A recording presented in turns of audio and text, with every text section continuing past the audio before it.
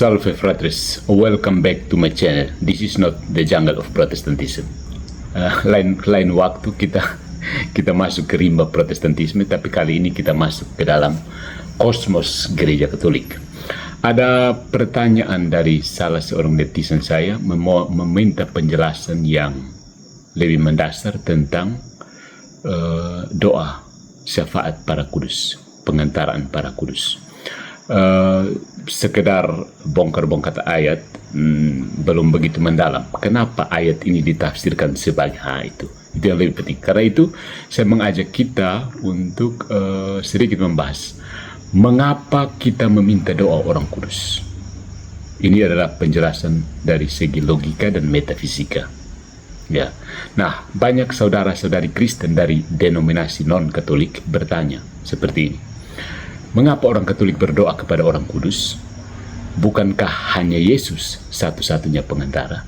Ya, pertanyaan ini sah dan penting.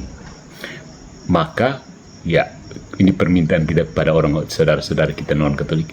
Izinkanlah kami memberi penjelasan, bukan sekedar dari kebiasaan devosional, tetapi dari dasar logika, kitab suci, dan metafisika iman Kristen itu sendiri. Yang pertama, tubuh Kristus tidak terbagi oleh kematian. Iman Kristen percaya bahwa gereja bukan hanya institusi manusiawi, tetapi tubuh rohani yang hidup, tubuh Kristus. Kristus adalah kepala, kita semua adalah anggotanya. 1 Korintus bab 12 ayat 12-27. Gereja terdiri dari 3 bagian. Yang bersiara di dunia, militan. Yang disucikan di aplikasi, sufragan, mereka yang menderita. Dan yang mulia di surga, triumfan. Ketiganya tidak terputus oleh ruang dan waktu karena dipersatukan dalam Kristus yang hidup selamanya. Menolak syafaat orang kudus karena mereka sudah mati berarti mengasumsikan kematian sebagai pemisahan total. Padahal Yesus sendiri berkata, Ia bukan Allah orang mati, melainkan Allah orang hidup, sebab di hadapannya semua hidup. Lukas bab 20 ayat 38. Poin yang kedua, metafisika kasih yang melampaui dunia. Dalam teologi klasik, khususnya yang dibangun oleh Santo Thomas Aquinas, jiwa yang bersatu dengan Allah dalam kemuliaan tidak kehilangan identitas dan kesadarannya. Sebaliknya, mereka menjadi lebih sempurna, lebih murni, dan lebih aktif dalam kasih. Cinta tidak berakhir dengan kematian.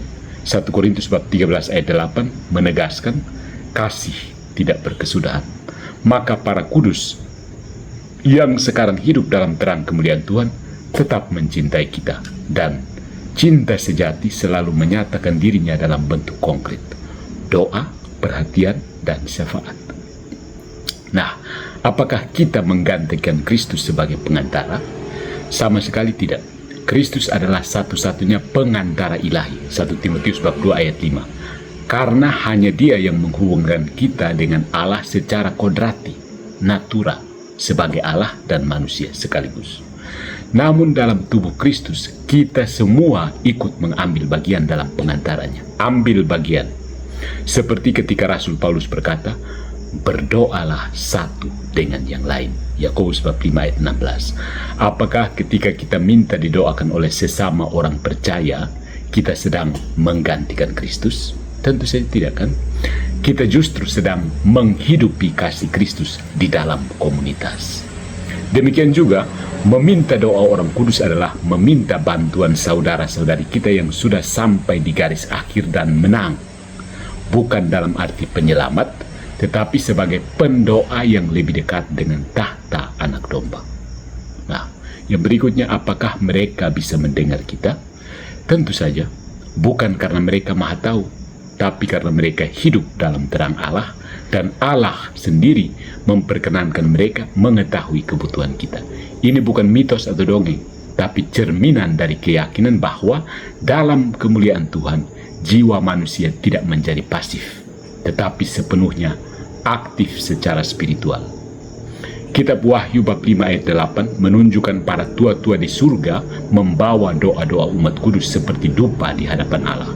Ini adalah gambaran liturgi surgawi yang mendalam, bahwa para kudus bukanlah penghalang, melainkan jembatan doa. Jadi, mengapa meminta doa mereka? Karena mereka adalah bagian dari kita. Mereka adalah keluarga kita. Mereka telah menang dan sekarang berdiri di hadapan Allah sambil terus mencintai gereja di dunia.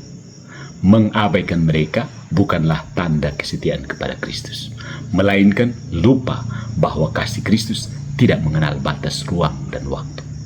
Dan bukankah lebih indah jika kita memiliki pasukan doa surgawi yang mendukung kita di tengah perjuangan dunia ini?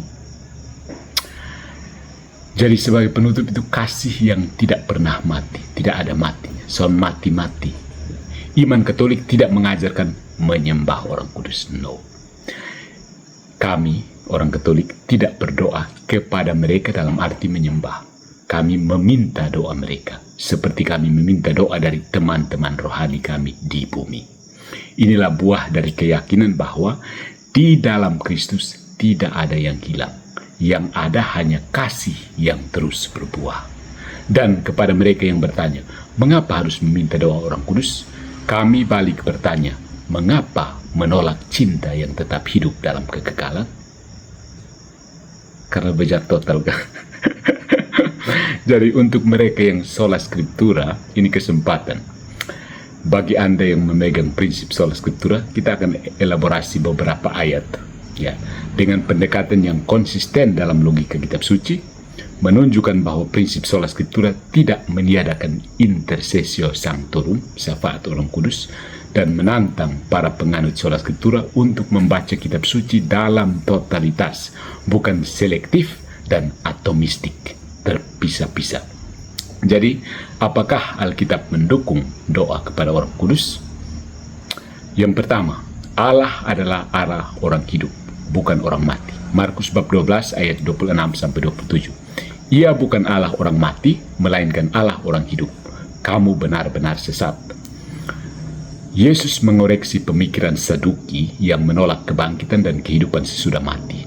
Di sini Yesus dengan tegas mengajarkan bahwa Abraham, Ishak, dan Yakub meski telah wafat secara fisik tetap hidup di hadapan Allah. Maka dasar dari intercession orang kudus, mereka hidup, bukan mati. Menolak realitas ini adalah mengadopsi cara berpikir Saduki, bukan Injil. Ada Protestan yang mengadopsi pikiran ini, kayaknya mereka semua. Yang kedua, kita semua satu tubuh dalam Kristus. 1 Korintus bab 12 ayat 25-27, Roma bab 12 ayat 4-5. Kita semua anggota tubuh Kristus. Tubuh Kristus tidak hanya terdiri dari umat yang masih hidup di bumi. Jika kita bersatu dalam Kristus, maka kematian fisik tidak memutuskan relasi kita satu sama lain. Mereka yang telah menang, Wahyu 7:14, tetap bagian dari tubuh yang sama. Dan kasih dalam tubuh itu mengalir dalam bentuk doa dan syafaat. Berikutnya Alkitab mengajarkan doa syafaat. Efesus bab 6 ayat 18, Roma bab 15 ayat 30, Kolose bab 4 ayat 3, 2 Tesalonika bab 1 ayat 11. Berdoalah selalu bagi semua orang kudus. Jika Alkitab menganjurkan doa syafaat dari sesama orang percaya, mengapa melarang doa dari mereka yang lebih bersatu dengan Kristus di surga? Penolakan atas syafaat para kudus adalah bentuk diskriminasi spiritual yang tidak konsisten. Mengizinkan syafaat orang berdosa di bumi, tetapi melarang syafaat orang yang sudah disempurnakan dalam kasih. Inkonsistensi parah dari Protestan. Kemudian ada kitab suci mendokumentasikan penghormatan kepada makhluk surgawi. Yosua bab 5 ayat 14, Daniel bab 8 ayat 17, Tobit bab 12 ayat 16. Yosua sujud menyembah dan menyembah utusan Tuhan. Jika penghormatan kepada malaikat yang bersatu dengan Tuhan tidak dilarang dan malah dicatat dengan hormat, bagaimana mungkin penghormatan, bukan penyembahan, kepada para kudus yang hidup dalam hadirat Tuhan dianggap sebagai penyembahan berhala? Ini membuktikan bahwa venerasi bukan penyembahan dan penghormatan kepada makhluk surgawi adalah hal yang dikenal dalam Alkitab. Yang kelima, para kudus bersatu dengan Allah dan melihat Dia muka dengan muka. 1 Korintus bab 13 ayat 12, 1 Yohanes bab 3 ayat 2. Kita akan melihat Dia muka dengan muka. kita akan menjadi seperti Dia. Jika para kudus sudah melihat Allah muka dengan muka, mereka tentu mampu mendoakan kita dengan lebih sempurna dan sesuai dengan kehendak Allah.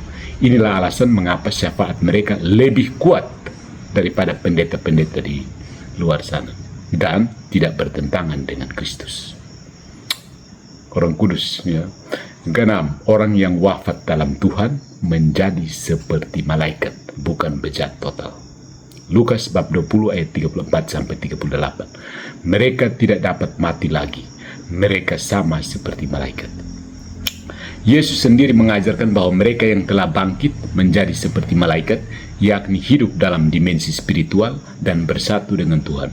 Maka seperti malaikat, mereka bukan tidak tahu menahu, tetapi justru aktif dalam pujian dan pelayanan kepada Allah, termasuk mendoakan umat di bumi. Kemudian intercession dari jiwa-jiwa orang benar itu tercatat dalam 2 Makabe bab 15 ayat 11-16. Onias dan Yeremia yang sudah wafat menampakkan diri dan berdoa bagi bangsa Israel. Ayat ini sangat-sangat eksplisit. 2 tokoh perjanjian lama yang telah meninggal mendoakan umat Israel dari alam baka.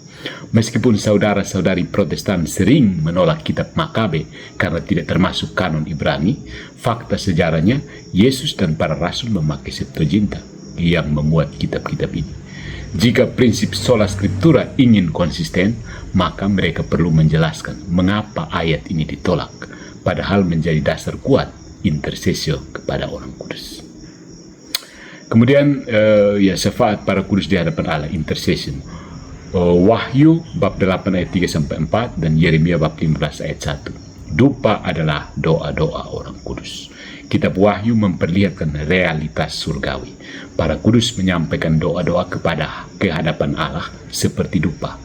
Ini bukan metafora kosong, tetapi visi liturgis. Surga adalah tempat doa-doa dari bumi dinaikkan lewat perantaraan surgawi. Bahkan Yeremia dan Musa disebut sebagai pendoa syafaat, termasuk dalam konteks intervensi bagi umat yang berdosa. Jadi, bagi Anda yang berpegang pada sola scriptura, jika Anda benar-benar mengimani sola scriptura, maka Anda harus bersikap jujur terhadap seluruh isi kitab suci, bukan hanya bagian-bagian yang selaras dengan doktrin Anda. Kitab suci mengakui bahwa para kudus hidup di dalam Allah. Kitab suci menegaskan bahwa mereka tetap bagian dari tubuh Kristus. Kitab suci menyajikan teladan doa syafaat dari mereka, dan kitab suci menampilkan mereka sebagai penyampai doa di hadapan takhta Allah. Maka menolak perantaraan intercession orang kudus bukanlah sikap yang biblikal, tetapi reaksi dari penafsiran yang selektif dan seringkali dibentuk oleh prasangka teologis terhadap tradisi gereja. Sampai sini bisa paham? Silahkan komentar di bawah dan kita lanjutkan apologetika gereja yang satu, kudus, katolik, dan apostolik, keutuhan kebenaran Kristen.